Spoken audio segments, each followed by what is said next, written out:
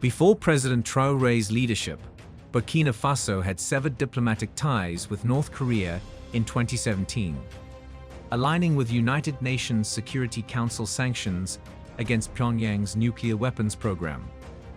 Like many nations at the time, this move distanced Burkina Faso from a country considered a global pariah. However, since taking office, President Traoré has pursued a bold shift in foreign policy, breaking away from Western influence and redefining Burkina Faso's international alliances. Following the expulsion of French forces and the rejection of Western intervention, the Traoré administration announced its intention to re-establish diplomatic relations with North Korea. This surprising decision was formally communicated by then Foreign Affairs Minister Olivier Ruwamba, who emphasized that this renewed partnership would create avenues for bilateral cooperation in key sectors, including military equipment, mining, healthcare, agriculture, and research. To reinforce this commitment, Burkina Faso welcomed North Korean Ambassador Chagui Cho, marking a significant diplomatic milestone. Traoré's pivot toward North Korea, a nation viewed by the West as a major geopolitical threat, sent shockwaves through the international community. The move underscores his firm stance against Western dominance and mirrors a growing global realignment, much like Russian President Vladimir Putin's deepening ties with Pyongyang.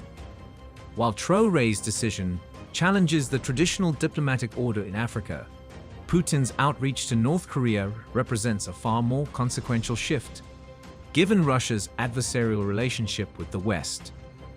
Putin's recent visit to North Korea, his first in 24 years, signals a dramatic strengthening of ties between Moscow and Pyongyang. Since the outbreak of the Russia-Ukraine conflict, the two nations have increasingly collaborated, with reports suggesting that North Korea has supplied Russia with weaponry in exchange for military technology, a claim both countries continue to deny. Upon his arrival in Pyongyang, Putin received an elaborate welcome, complete with military honors and public celebrations, as he met with Kim Jong-un to discuss the future of their alliance. During their discussions, Putin expressed gratitude for North Korea's unwavering support in the Ukraine war, condemning what he called the imperialist and hegemonic policies of the United States and its allies. He also traced the historical bonds between Russia and North Korea back to Soviet support during World War II and the Korean War, reinforcing the ideological and strategic unity between the two nations. The culmination of this visit was the signing of a groundbreaking treaty, officially named the Treaty on Comprehensive Strategic Partnership, which revised a long-defunct military defense pact dating back to the Cold War era. Under Article 4 of the agreement, if either Russia or North Korea faces armed aggression, the other nation is obliged to provide military and strategic assistance without delay, in accordance with Article 51 of the UN Charter. This renewed defense commitment is particularly significant given the mounting tensions both Russia and North Korea face with the West. While the exact ramifications of the treaty on the ongoing Russia-Ukraine war remain uncertain, analysts argue that this agreement represents the strongest alliance between Moscow and Pyongyang since the fall of the Soviet Union. It also highlights a broader geopolitical shift, in which nations historically marginalized by Western powers are forming new strategic coalitions to challenge global hegemony. By aligning with North Korea, Burkina Faso is not merely reviving old ties, it is sending a clear message. Under Traoré's leadership, the country is asserting its sovereignty, forging alliances on its own terms, and rejecting external pressures that have long dictated its foreign policy. Whether this bold strategy will lead to long-term stability or further diplomatic isolation remains to be seen, but one thing is certain: Burkina Faso is no longer playing by the old rules. A full day after the high-profile summit between President Vladimir Putin and North Korean leader Kim Jong-un, South Korean officials remained engaged in analyzing its outcomes, particularly the potential ramifications of Russia's commitments should North Korea face military aggression. Experts and analysts remain divided over whether the agreement obligates Russia to direct military intervention in the event of war, or if the wording was deliberately crafted to allow for diplomatic flexibility and avoid automatic entanglement. One particularly puzzling aspect of the agreement was its invocation of Article 51 of the United Nations Charter. While Putin hailed the treaty as a breakthrough document that marks a significant elevation in bilateral ties, Kim went even further, describing the pact as the most comprehensive agreement ever signed between the two nations. He characterized the relationship between Moscow and Pyongyang as a fiery friendship, implying an unprecedented level of strategic cooperation, essentially placing their bond on par with a formal military alliance. During the summit, Kim pledged full support for Russia's ongoing war in Ukraine, further solidifying the alignment between the two countries. Beyond its mutual defense clauses, the agreement also outlines plans for extensive collaboration in political, trade, investment, and security sectors. For Putin, this partnership secures a crucial supply of arms and ammunition needed to sustain Russia's war effort. In return, North Korea gains access to vital Russian resources, including energy and food supplies, at a time when Pyongyang faces severe economic hardship due to international sanctions. Predictably, the West reacted with strong condemnation. U.S. Secretary of State Antony Blinken described Putin's visit to North Korea as a clear sign of Russia's desperation to sustain its military campaign in Ukraine. "We are deeply concerned about this alliance because it is directly fueling the continuation of the war," Blinken remarked. He argued that the fastest way to end the conflict is to convince Putin that he cannot outlast Ukraine and its allies, suggesting that cutting off Russia's access to essential wartime resources would significantly weaken its military capabilities. The Pentagon echoed these concerns, with Press Secretary Major General Pat Ryder warning that enhanced cooperation between Moscow and Pyongyang could further destabilize the already fragile situation on the Korean peninsula. Ryder noted that tensions between North and South Korea have escalated sharply, especially after both nations recently abandoned the 2018 military de-escalation agreement that had played a key role in maintaining relative stability along the border. South Korea, a staunch U.S. ally, strongly condemned the agreement, viewing it as a direct threat to its national security. Seoul also hinted at a possible shift in its stance on the Ukraine war, suggesting that it may reconsider its policy of providing only non-lethal aid and could potentially escalate its support for Kyiv's military efforts.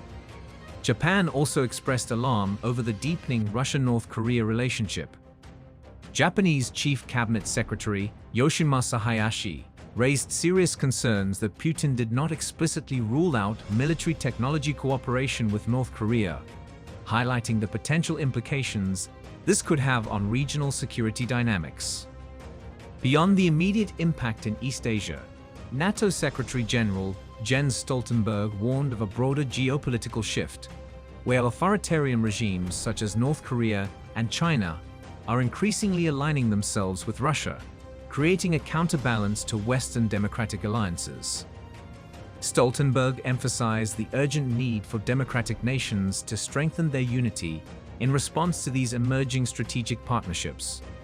However, not everyone sees the growing criticism from the West as entirely justified. Some have pointed out a perceived double standard in how alliances are framed in global politics. Critics argue that Western nations often portray their own military and economic partnerships as legitimate and stabilizing, while labeling similar agreements between non-Western nations as dangerous or destabilizing. This raises a fundamental question. Do all nations not have the sovereign right to choose their own allies, even if their choices do not align with Western geopolitical interests?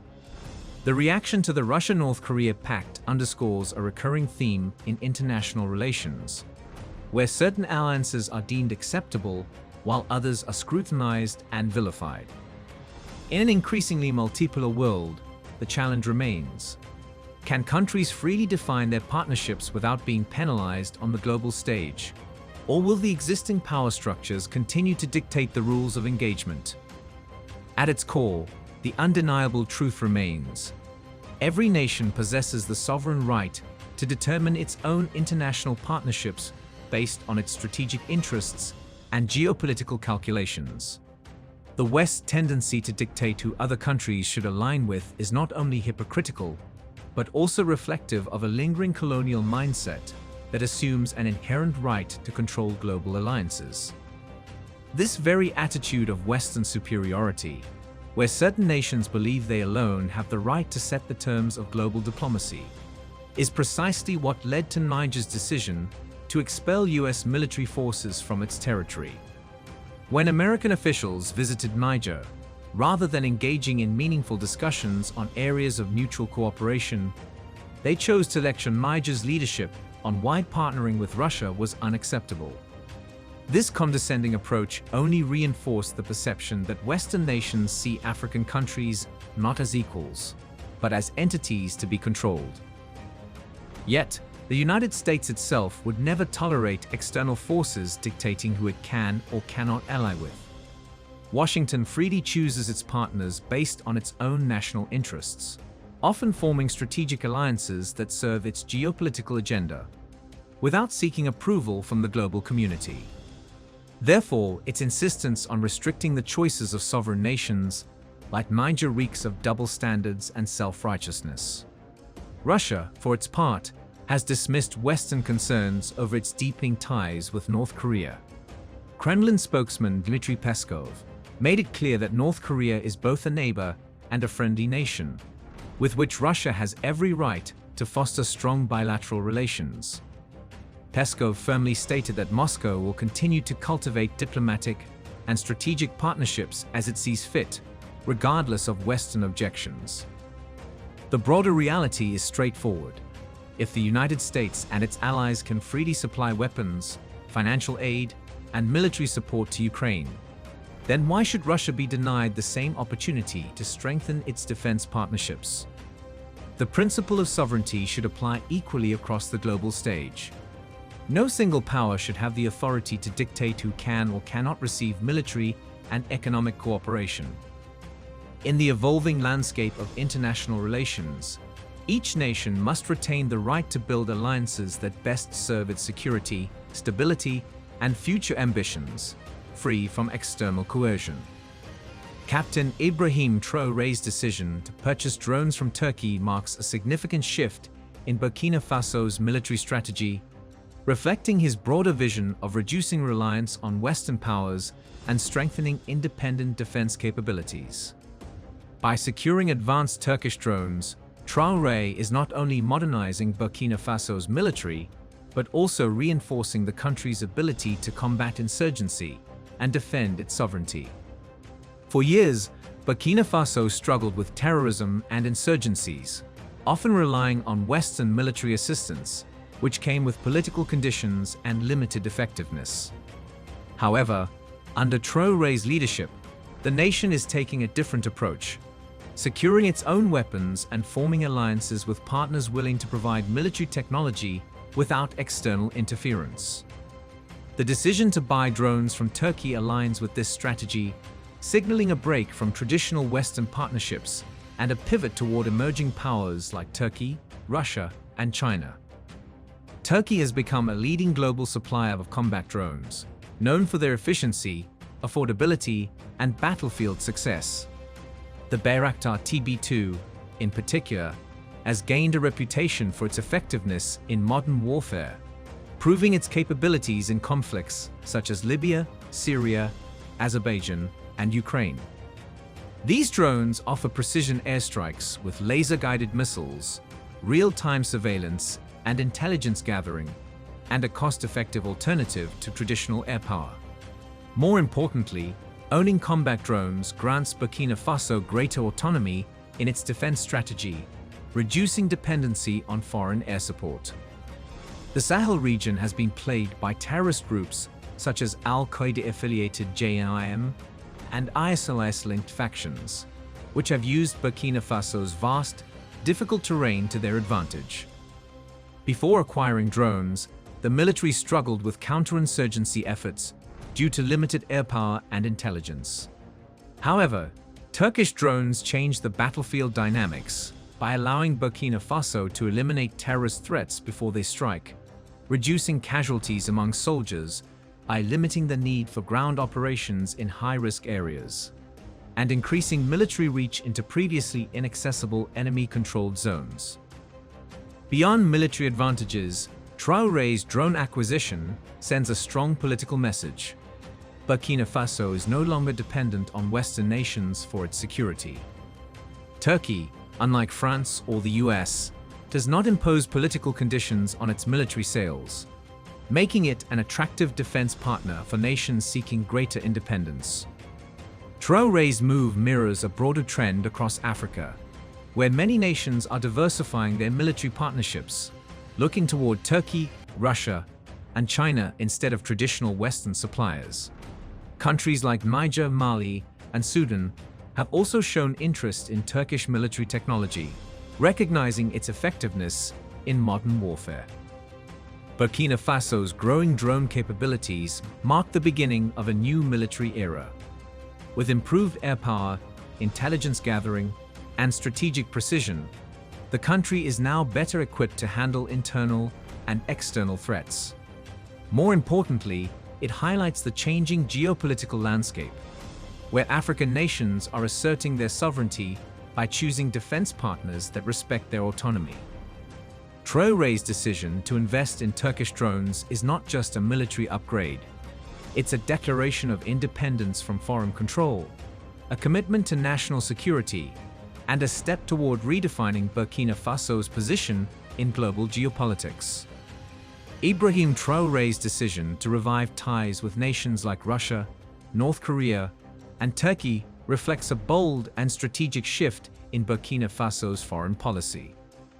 Rather than remaining dependent on Western powers that have historically exerted political and economic control over African nations, Traoré is forging alliances that prioritize Burkina Faso's sovereignty and military self-sufficiency. By strengthening relations with Russia, he secures advanced military training, weapons, and strategic partnerships that challenge Western dominance in the region.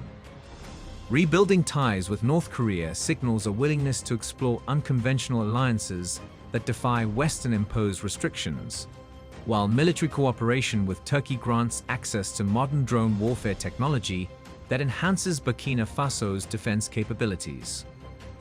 This new approach underscores a broader movement in Africa, where nations are increasingly rejecting Western intervention and asserting their right to choose their own partners.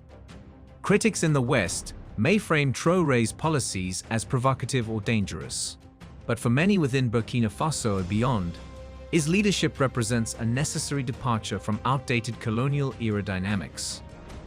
By diversifying Burkina Faso's alliances, Traoré is not only strengthening his nation's security, but also positioning it as a key player in the emerging multipolar world. His actions send a clear message. Burkina Faso will no longer be dictated to by foreign powers, and it will chart its own course on its own terms. Do you think the West will let Traoré complete what leaders like Patrice Lumumba and Thomas Sankara started? Tell us what you think in the comments section below. We explore the rich history, culture, and the ongoing struggle for sovereignty in Africa. Join us in this important conversation by subscribing to our channel. By subscribing, you're not just staying informed, you're becoming part of a movement dedicated to reclaiming Africa's rightful place on the global stage. Hit that subscribe button and turn on notifications so you never miss an episode. Let's work together to spread knowledge and inspire change. Thanks for watching.